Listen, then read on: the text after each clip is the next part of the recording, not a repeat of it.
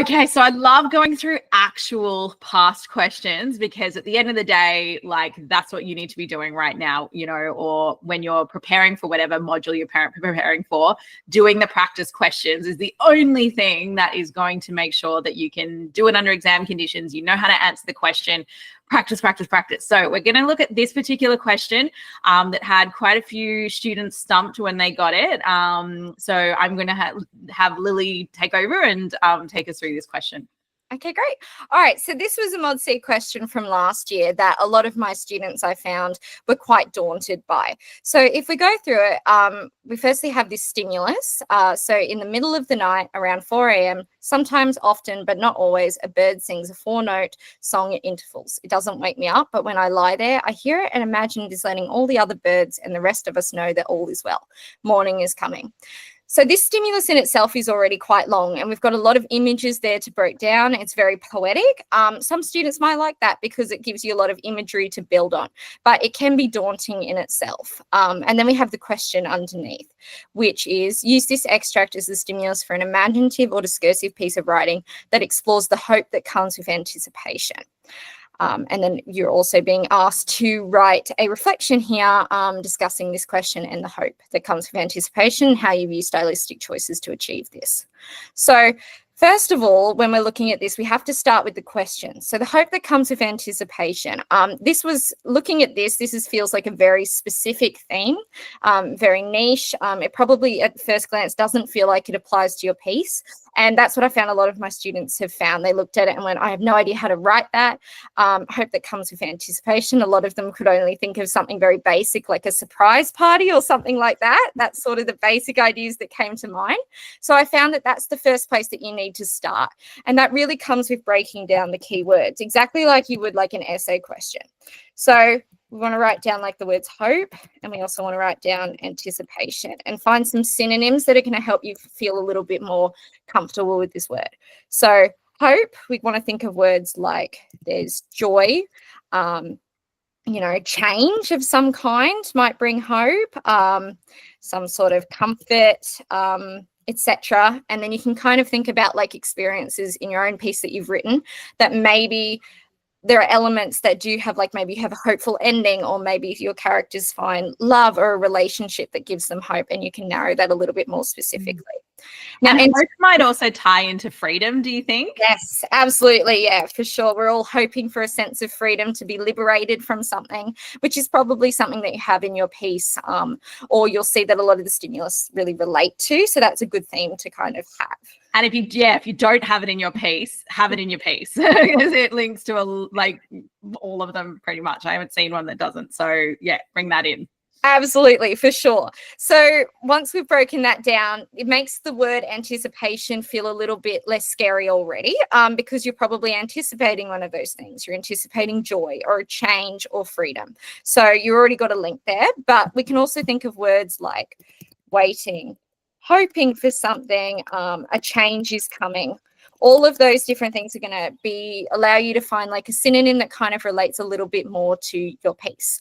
And hopefully you're able to find the link there. So breaking those down and finding words that you're comfortable with and synonyms is really important as you go into this, because you'll be surprised by what that might trigger and how you might be able to just find some sort of connection to your piece, or something that allows you to access the piece a bit, the stimulus and the question a little bit more. So that's the first step. The second one is that you have to remember to engage with the stimulus that you've been given.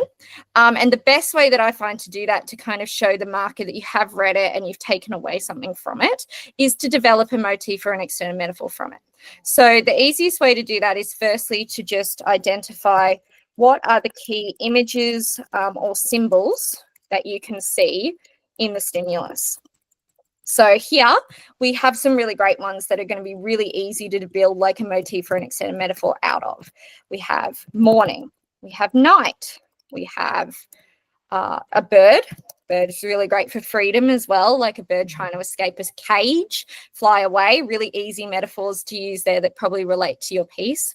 We also have songs, which could be something that you have played with if you have an illusion even as well in your piece.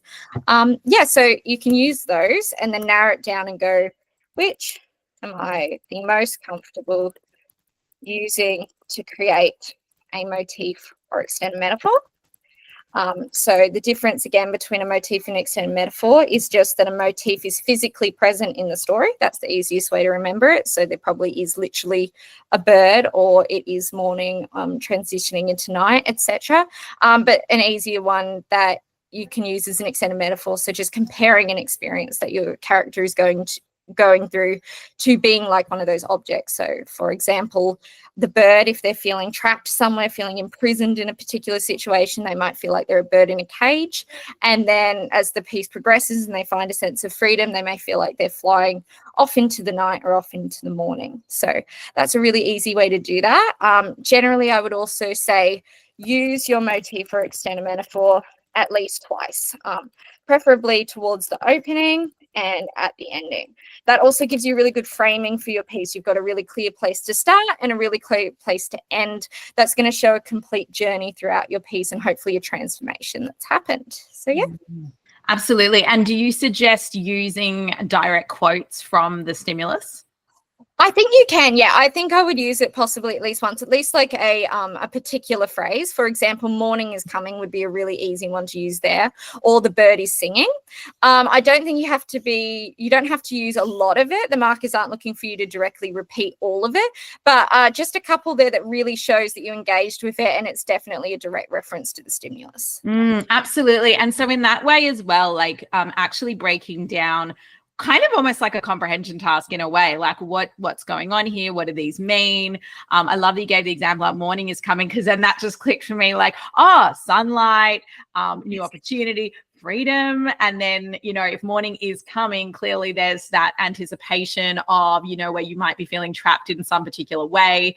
And then there's that, anticipation of like a light, the next day. So having that morning is coming sort of shows you that like there's a symbol there, and then what does that represent? So then you're not just paying lip service to, I chucked a bird in, so that makes sense. It's like you've actually really thought about what that symbolically means in the actual stimulus. You've then incorporated not only the actual like image of morning or the bird, you've also incorporated what the symbolic meaning behind it is, which is that hope or the freedom or the anticipation and whatnot. So that's the way to really, use a stimulus to integrate it into what you've talked about. And just to kind of wrap that up, and we will do a separate video about this, like having those themes of entrapment and freedom in whatever it is you're talking about, having the contrast between those two will make a huge difference when it comes to looking at these different stimulus extracts. So give that one a go with your story. And if you have any other particular questions that you're not sure about, feel free to pop them in the comments and we'll see if we can create something for you. Good luck, guys.